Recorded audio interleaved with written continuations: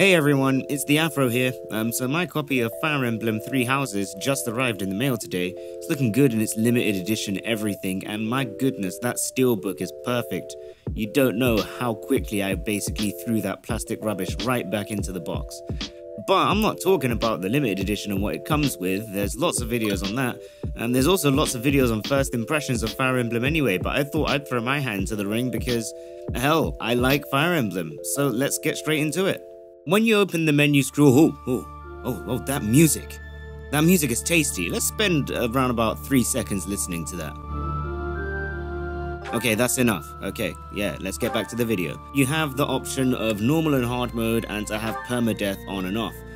For these first impressions, I'm not going to go too far in just to avoid any spoilers. I'm mainly just going to go to the first fight and let you know how that feels like. As expected for Fire Emblem now, you have some great anime cutscenes, which is brilliant. You basically get Crunchyroll mixed in with a game, including stoic badass woman and also the bad guy from Mulan. Setting up the character as well is pretty great. It's something that you almost get out of the second gen of Pokemon. It's really charming to have a character ask you questions about your character and you select them by answering it. It's not anything hugely new, but it still feels really nice to be able to do it. So now we get into the first battle of Fire Emblem 3 Houses, and oh my goodness, this is beautiful! Look at it! Oh, listen to that music! Everything's amazing!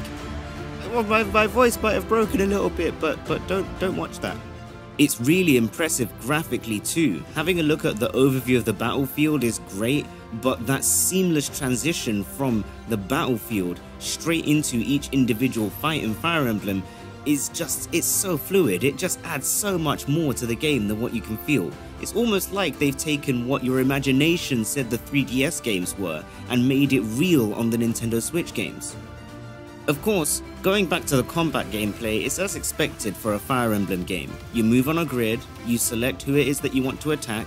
Depending on what weapon you have, you can have a different range, so bows have longer ranges, swords have shorter ranges. And also you have little different areas of the field that change things like defense and evasion. So then that way you can maybe avoid attacks in a forest where you couldn't do on grassland. If you enjoy RPGs with strategy aspects, so things like Final Fantasy Tactics or Disgaea, or if you like RPGs in general and you wanted to try something new, so if you're a fan of things like Octopath Traveler, or any of the old school stuff like your Final Fantasy 8 or 9 or whatever it is, then you should really enjoy this game, and I would definitely suggest that you pick it up if you own a Switch.